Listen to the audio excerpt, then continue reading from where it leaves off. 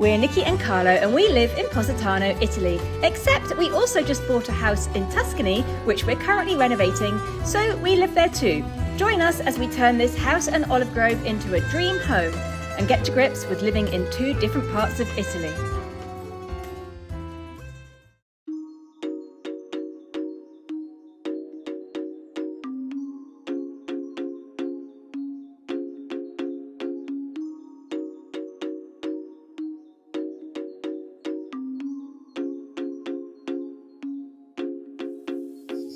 And good morning from my bedroom. Yesterday I came up here and I moved the bed. It nearly killed me because I did it all by myself. Carlo was out doing other things and I thought I'd surprise him.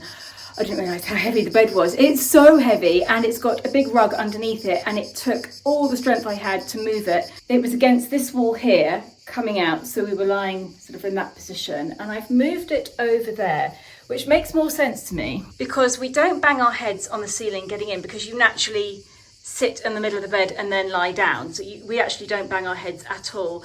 And it just uses up that awkward part of the room that we can't really do much else with. So, and also we're right by the window, so we've got some air coming in as well, which is lovely. The dogs are very happy too. There's one bed there and there's one bed there. So of course, where do they sleep?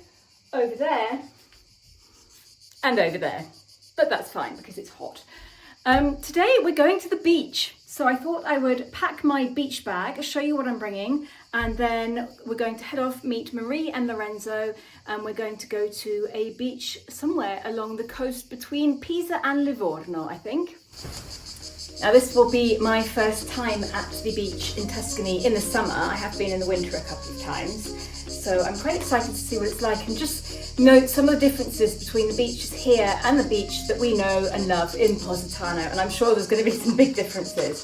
So in my beach bag, of course, I think I've got more than one of these dog bowls, two little towels, which we need, one sarong, which I normally wear over my swimsuit if we're going for a walk or anything, a one-piece swimsuit here, another dog bowl, poo bags, some dog biscuits, poo bags. Not what I expected. So I've got sunscreen. This is the Sunbum 50. This was actually left, my friend Dave, who came to stay with us in October, left this and it was almost full, so I'm having that. And for the face, I bought the ultraviolet reapplication mist. So I like to have a little bit of makeup on, not much obviously in the summer, but I've got a little bit of blush and a little bit of concealer under the eyes. And obviously putting on sunscreen every 2 hours over the top of that is going to wipe it all off. So this is a mist that you just spray on like that, keep your eyes closed. It does sting if it gets in your eyes, but that's just really good and it's 50 plus. So that's coming with me. A pair of sunglasses. These are the ones I bought on Capri last year. Was that last year? I also have a pair of little shorts here just to slip on if need be. I'm going to put my Kindle in there and my phone, my tripod, Carlo's swimming trunks, and that's all we're taking. I can hear a car. It's Carlo, he's back. So that means it is time to go. I'm going to stick this all back in my bag and we're going to head off to the beach.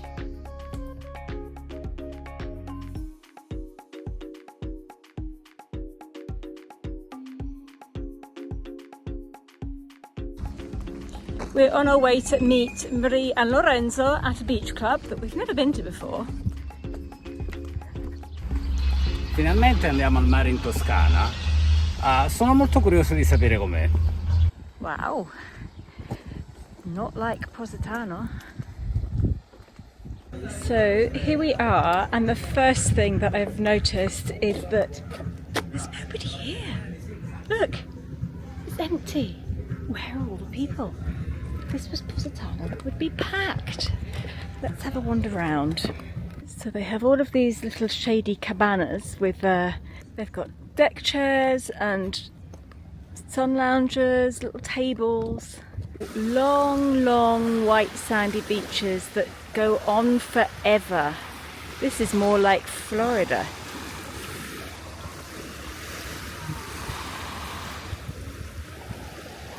can see the port of Livorno down there in the distance, I think. I can't believe how peaceful it is. And the other thing to note is that we found a parking space right at the entrance to the beach club. There's plenty of spaces there, and you pay €1 per hour, which for us is pretty incredible. It's not quite that cheap in Positano. Anyhow, I'm going back to the restaurant because that's where we're meeting Lorenzo and Marie. Today is Lorenzo's birthday. I'm going to have lunch together.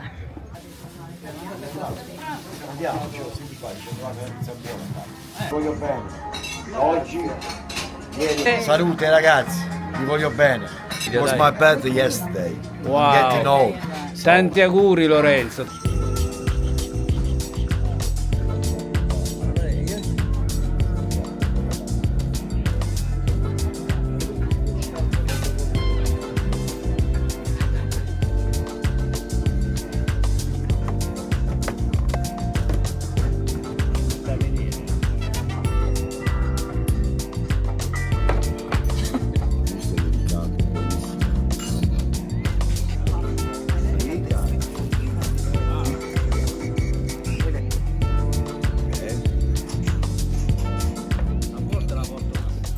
After lunch, we've moved over to this little living room area here, which is lovely and breezy and shady. Everyone's gone off for a swim, and I'm here with the dogs in the shade. It's really lovely here. It's just really pretty, and it's so different from what we're used to. There's so much space. There's the sand dunes over there, which always intrigue me. I just think that sand dunes are beautiful. And there's all these quiet, empty sun loungers, and we're all having a swim over there. I might go over and have a little paddle in a bit. But one of the interesting things that Marie said is that there's all these different beach clubs that cater to different needs. So there's a few dog beaches where you can go with your dogs, and they have like proper shady areas and drinking places and cool places and stuff. We're going to try and check one of those out. And they also even have a stabilimento means beach club, by the way, in Italian. They have a beach club for blind people, which sounds fascinating. I'd love to go and see that as well and see what they offer there. But yes, it's not at all what I expected. I'd been on the I'd been on the Livornese coast, so just outside of Livorno, where it's very similar to the Amalfi Coast. It's like the grey, pebbly beaches and lots of rocky areas. And we're not far from there. This is more like the Pisan side, but it's white sandy beaches, and I didn't expect that at all. One thing about being on the beach in Italy is that nobody cares what they look like. People don't care if they're overweight or underweight, or if they've got cellulite or anything. They just strip off, get their bikinis on, not swimsuits, bikinis. Everyone is in a bikini. Well, not the men, but women, all in bikinis, and they couldn't care less what anybody thinks of them, which is wonderful. And we both are saying at the moment that we feel like we're overdressed. We've walked up, and now this is obviously a free beach, so you don't have to pay for a sun lounger. You can come here, bring your own umbrellas, chairs, towels, whatever you want. There's a dog back there as well. And you can go to the beach for free as well. These buildings were commissioned by Mussolini during the fascist regime. They were used as marine colonies or seaside summer camps for Italian orphans and children. After the war, the buildings were mostly abandoned. Some of the buildings are now apartments and hotels, and others are crumbling to the ground.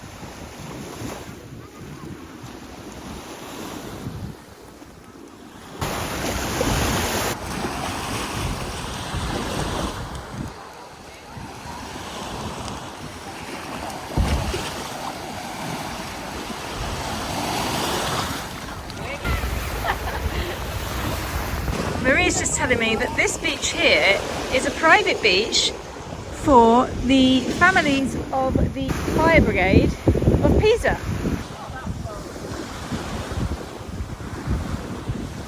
The Marina di Pisa is far off in the distance up there, and I know that up there it is white marble stones on the beach, and then back in the other direction there's Livorno, where it's more like Positano, grey, pebbly beaches. So, my question is, where does it change and how does it change? How does it go from this yellow sand to pure white marble stones? This is the beach club that has been set up for people that are visually impaired. The speakers play the radio all day long, which helps them find their way back from the sea after a swim.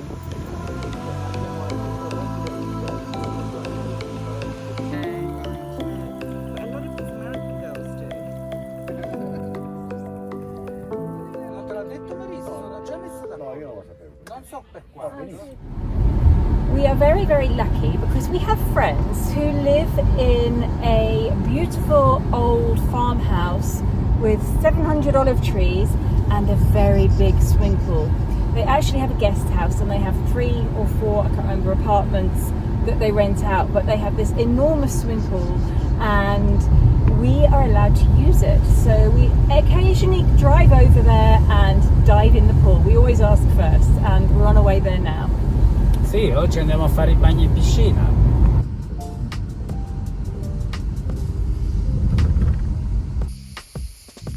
She's absolutely baffled by it.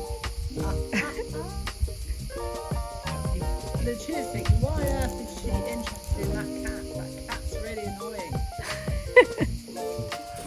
This is the Podere della Loro. Very lovely place to stay if you want to be in a very quiet olive grove setting. Uno dei motivi per cui possiamo usare una piscina è perché noi siamo amici e ci vogliamo tanto bene, ma anche perché io sono bravo a fare i lavoretti e questo l'ho fatto per loro.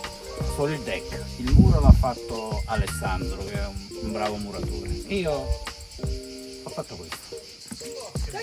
Don't swear in my video. Fai il bravo.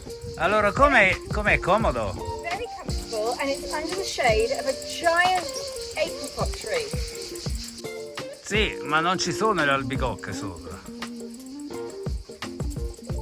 E perché Andy le ha mangiate tutte, vero?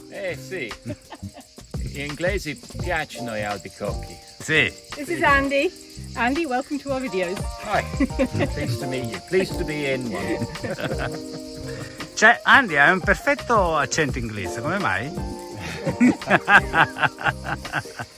I love all of the plants around the pool area. It's just so pretty and it's surrounded by olive groves.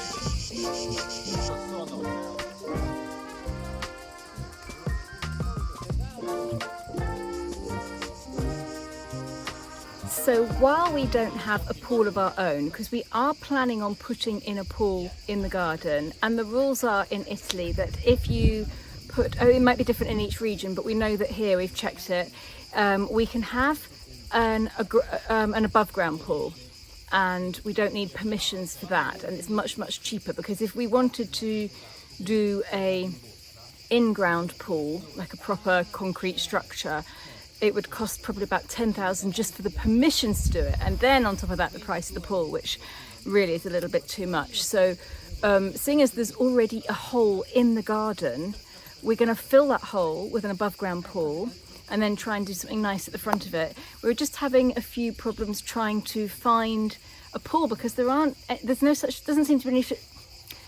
seem to be any such thing as a pool showroom. So there's no way that you can go and look at pools. It's all online, and it's quite an expensive thing to order online without having seen it first. So we're sort of umming and ahhing about what sort of pool to get. So we might not get it done for this summer. We drive over here a few times in the week and have fun in the pool. Normally after 5 o'clock, it's actually 6:30 at the moment, but the sun's out till 8:30 and it's still warm. So it's nice and quiet. We're not bothering any of the guests. And there's always a frisbee here, so we get to play silly games and play with the frisbee, and I try and do about 20 lengths as well. And while I'm doing my lengths, these two chatter like little old ladies.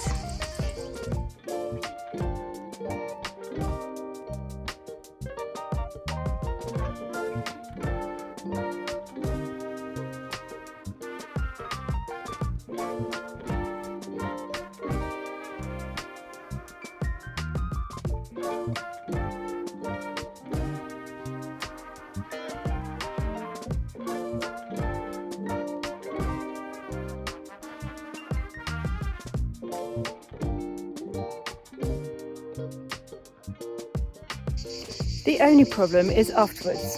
I haven't bought a brush or a comb, and this is the state of my hair. Oh dear, that's why I have a hat.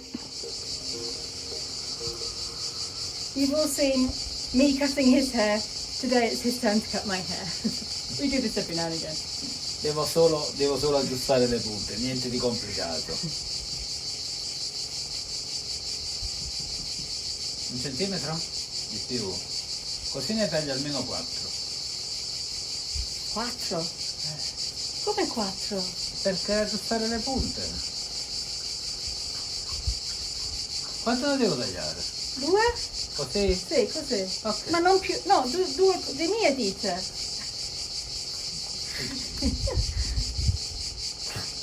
Ho lavato. Sembrano bagnatissime adesso. Aspetta. Muore.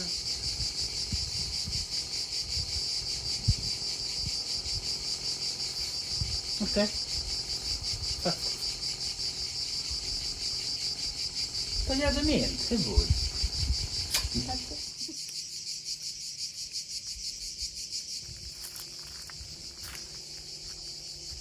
Allora, guardate questo cespuglio come è diventato verde adesso. Mi ricordo che vi ho detto che era brutto e sarebbe diventato un po' meglio. È diventato meglio secondo me. Voi che ne pensate? Molti di voi nuovi sul canale non sanno che io lavoravo al cimitero a Positano e per l'80% del mio lavoro io praticamente facevo il giardiniere, e questo perché mi piace avere cura del verde e fare le cose nel giardino. Mi piace proprio fare il giardiniere. Sicuramente è un buon passatempo quando hai il tempo da dedicare al giardino, e se hai un giardino ovviamente. Ecco perché abbiamo cercato una casa con il giardino, perché ci piace il verde e ci piace anche averne cura.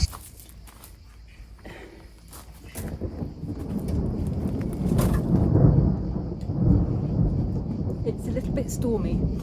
I'm going to attempt to sit and have a chat here. Now it's starting to rain. What are you doing down there? You're funny. You like it there, don't you? Okay, let's try here. It's drier. But this is much needed rain. It's been so hot, and this breeze is beautiful. Carlo's still out working in the back of the garden. Next week we're going to start working on the pool area. There's so much stuff that needs to be done here still. We need to do the driveway. There's grass growing. It looks all a bit abandoned in front of the house because there's grass creeping onto the driveway, and it all needs to be made much more precise. We need to get some more stones and re-gravel the driveway. We've got empty rooms in the house still. There's a lot to be done, but we're doing it bit by bit, and because it's the summer, we thought we'd start with the pool area because it is a big gaping hole in the middle of the garden. So that's what you're going to see some of next week. I thought that I would sit down and ask a few little questions that we've been getting on repeat. The main one that people seem to be worried about is mosquitoes. Do we get mosquitoes? How do we cope with mosquitoes? Yes, there are definitely mosquitoes here, and I would say there's more mosquitoes here than there are in Positano. I feel like I'm getting bitten more. In Positano, I hardly ever get bitten by mosquitoes, but here I am getting bitten. But I'm lucky because it doesn't really affect me for more than 10 minutes. It's 10 minutes of itching and then it's gone. So that's wonderful. Wow, it's really raining now. We have mosquito blinds on all of the windows in the house. The one in front of the front door is actually broken at the moment. We can't close it, so that's a bit annoying, but we will replace the ones that are broken at some point as well. It's another big expense. And the other question I always get asked is, hang on, let's go inside. What is this thing on the end of our kitchen island? Well, the kitchen island was based on a carpenter's bench, and this would be the clamp. That's the word, I think. And it works, so you can open it, and it opens up. And feasibly, you could put a whole prosciutto, a whole ham in there, and tighten it up again, and then you could carve it. So that's what it's for. I mean, obviously it would drip all over the floor, so it's not really practical, but it's just the carpenter's bench look. And I quite like that, with a little wine shelf underneath. Yes, I do bump into it every now and again and hurt my hip, but that's fine. And look at this rainstorm.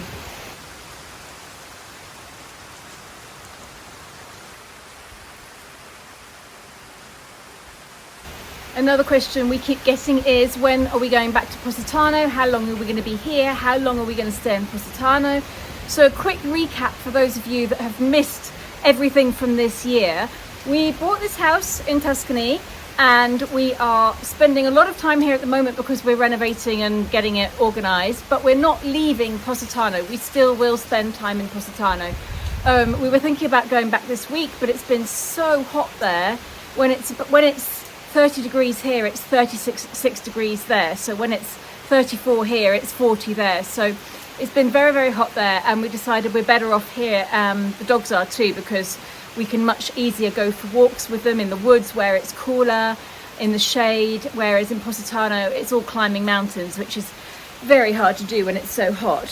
So we're staying here for now, but we do want to pop back soon-ish when we can. Last question for today is, do we miss our vegetable garden in Positano? Yes, we do. I've really, really missed having all of our lovely tomatoes and fruits and vegetables. And we're very lucky that we found a few things around the property or on our neighbour's property who said we can help ourselves. So we found plum trees, a pear tree, cherries, but we missed them because we were in Positano. And we've planted a few things over here. So we've got some tomato plants, some lettuces, some romaine lettuces, basil and parsley. I think that's all we planted, just to see how it goes, because we weren't sure how long we were going to be here for as well. But we've got all that growing there. It's growing really, really well, and at least we've got something. We're happy.